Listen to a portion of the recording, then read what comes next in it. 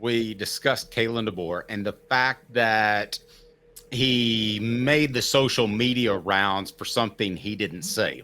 Welcome to AI, kids. I mean, that is where we are.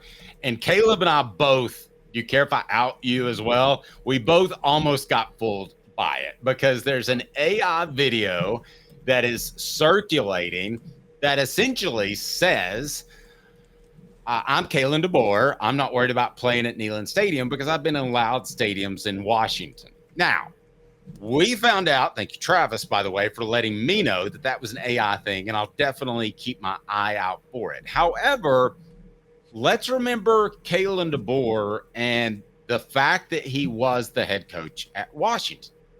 And I'm sure he has played both in the college football playoff and the bowl games in some hostile environments. But even those are at most 60, 70% of the fan base. I hate to tell you, but Tennessee, in case you didn't look at the crowd, they're not letting tickets go anymore to opposing fan bases. That was evident in the Florida game. So he's going to face a 95% crowd that knows when to get jazzed up. That Louis Riddick of ESPN, who we tried to get on the program, haven't been able to run him down, he said is as much of a home field advantage of any college football stadium. First, would you agree with that before we get into what Kalen DeBoer has seen? Yes, I would absolutely agree that it says, Neyland Stadium, it is as much of a home field advantage as any college football venue. And I'll even go a step further.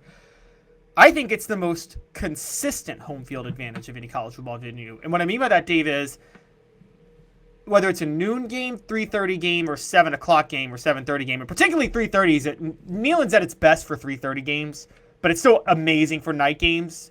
And it's still actually pretty loud for noon games. Wherever you play them, whenever you play them, they're going to be one of the 3 loudest stadiums in the nation. That's what sets it apart from the Swamp or Death Valley. I don't know if you guys have ever been to Death Valley for a noon game, but I'm just going to say that you could, it's very easy to talk to the person next to you at a noon game at Death Valley. It's very, very lethargic. They're all hungover because down in Louisiana, they love to drink till 3 a.m. So, they're all hungover. And, when Ed Orgeron was coaching, he was probably hungover at noon too. So, it's so that's how it is at Death Valley. And the Swamp, it's not that they just don't show up really at the Swamp for noon games, quite honestly. When they're a nouveau riche program, New Rich. When they show up, it's because Florida is good, and it is as loud as any place, but in the SEC. It's not consistently loud, though, is what I mean. Well, I would agree with that. That's a great point. Consistently loud, that is Neyland Stadium. Even when the Butcher was in charge with his terrible haircut, they had the third down for what, which was idiotic. So I want to ask you this before we get to Kalen DeBoer, the toughest road matchup that he's faced, now the head coach at Alabama, formerly head coach at Washington. Neyland Stadium is worth how many points, Caleb? I think Neyland Stadium is worth a touchdown. I really think it's worth a touchdown. Okay. All right. That'll be our poll question. I'll get that up. Now, give me a look at Kalen DeBoer and throughout his career, the toughest away venues that he's played at.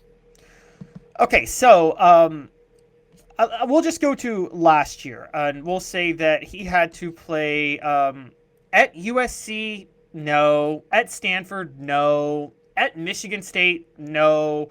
I think his toughest road matchup last year, Dave, believe it or not, would have been when he faced Texas in New Orleans, because I actually think that was much more of a home game for Texas than it was for that's Washington. True, but we're taking away neutral site games. Yes, okay, so can we dive a little bit deeper into what he's faced? Yes, and I'll keep going. We can go UCLA, Arizona State, Cal. None of these places are scary. Oregon State. People say Oregon. I'm with you. I don't think Oregon is a scary place at all. No, I was told by everybody I've not covered a game at Oregon. I've covered a game at Cal. I was told by everybody that covered a game at Oregon that it was very similar to the Cal game, and that Cal is very open. So it's really hard to get loud. It's a beautiful setting. I could say the same thing for the Rose Bowl. I don't know that it's loud, But so what do we think is DeBoer's toughest road challenge in terms of an away environment? I mean, I think it's during his time as offensive coordinator in Indiana in 2019. Well, that was only 1 year, though, in 2019. But I do believe he played let me pull it up right now. I think in 2019 as an offensive coordinator. No, he even had Ohio State at home. He went to Penn State. He went to Happy Valley in 2019. But that was a noon game. Not the same. Not the same at all. It was a noon game. So, you can go back maybe to, and I'm literally, Dave, I'm trying to pull up his time as an assistant coach. He hasn't had a comparable environment for a night game in the SEC. You could say maybe, okay, when he was at Fresno State, he did have to visit Boise State for a night game. That's a unique place to visit. Like, relatively speaking, that's a tough place. That place, I hear, is really tough up there. That blue turf. And, I mean... tough on birds before they stripe it that dive into it and kill themselves accidentally. And, okay, here we go. I found it. This is an obvious one. In 2017, when he was the offensive coordinator, he visited Alabama when they were number 1.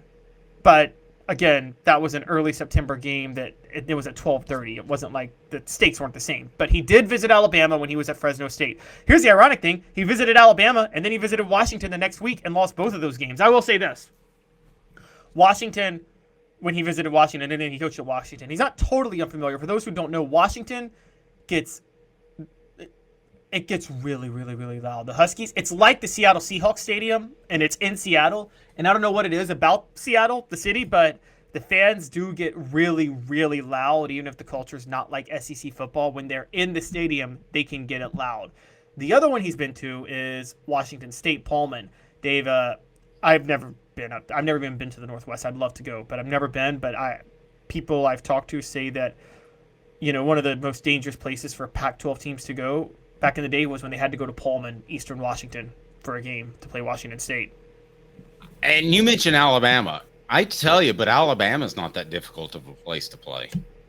I'm going to break with you, but I'll let you give your take first. I mean, I don't think it's in. To me, the top 4 loudest stadiums that I've seen are, and there's a big drop off, a delineation between those top 4, are that Neyland, the Swamp, Death Valley, LSU, and you're right, it's different as the night game. And then the other might surprise you is Auburn. I was blown away by Auburn. I think Auburn's louder than Alabama. Auburn is very, very, very loud. It is. I mean, well, they're just excited. I mean, that's the one part of the whole area that looks civilized is inside the stadium. So they're just sort of like thrilled to be around civilization when they're in Auburn. I mean, honestly, there's nothing else to do except for what? Herd pigs. Yeah, exactly.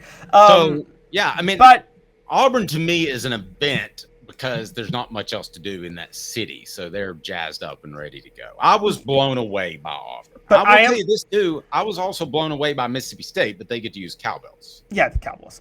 It's big. The reason I want to push back on you with Auburn, and by the way, in 2011, when he was at Southern Illinois as an offensive coordinator, they did visit Ole Miss. Just throwing out all of his history, by the way, for fun. But with Kalen DeBoer, that is. But I'll say this much with Alabama, though. I think when you were covering Tennessee, that was true. But ever since they filled in the stadium in roughly 2006, 2007, I think it was, and then Nick Saban got a whole new crop of young fans to come, it's much, much, much louder than it used to be, and it's much more difficult to play than it was back in the day. So that's the one defense I'm going to give of Alabama as a loud stadium. It's right. Auburn's very tough. I think the long story short, though, is in terms of a game of this magnitude. Now, funny enough, as Eastern Michigan's offensive coordinator, Kalen DeBoer did visit Florida in 2014. But again, that was Will Muschamp, Florida, and it was a 4 p.m. game, not the same. So as I'm going through all of this, and I'm literally going through his entire history, Dave, as a coach. He visited LSU in 2015. It was a night game, to be fair, but LSU was playing Eastern Michigan, so they weren't going to be excited to play that game, right? And so they were just like, whatever. This is by far going to be the loudest crowd he's ever experienced. Even though he's experienced LSU in Florida, it's the nature of the game itself was going to make the crowd louder. Yep.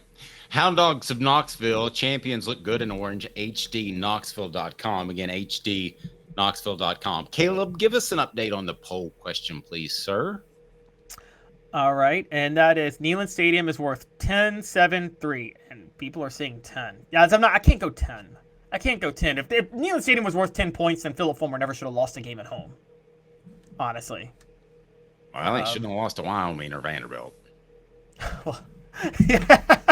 Okay, but the 90s. If Neyland Stadium is worth 10 points, Tennessee should have gotten, I don't know, they shouldn't have lost to Florida in 2000. They shouldn't have lost to Georgia in 2001. They shouldn't have lost. I mean, there's too many games that they shouldn't have lost if it's worth 10 points. I'm sorry, guys. May I suggest an idea for Wyoming NIL? What's up? I think that their uniforms should be presented by the Gap, because they look like they're just wearing khakis. Like it's a uniform that you would wear to an office environment, because they just look like khakis with a regular color shirt, like I would wear to a business appointment. So I just think Wyoming presented by the Gap is a great NIL move for Cowboys. That would be hilarious. Lou Holtz would immediately take the job coaching there in that case, because that's how I think football should be. He thinks it should be a gentleman's game where everybody stands in khakis and it's like, you know, yeah, well, like, he wasn't like a gentleman when he dog cussed me. Peak IV Hydration, South Knoxville and Sevierville, a wide range of IV treatments, and you can order them all online if we can drop that in there, peakivhydration.com. Now, over 100 5-star reviews, so you can be there in person, but you can also order those patches that will give you energy and hydrate you, rejuvenate you throughout the day. So if you've had one of those tough nights like Caleb Calhoun that's gambled a little bit too much, and suddenly we got to wonder whether or not Quincy Calhoun gets to go to college or not. Well, it's a tough night either way, because if I gamble too much and win a lot, then I get to drink a lot. I'm kidding, guys. Exactly. Either way it goes.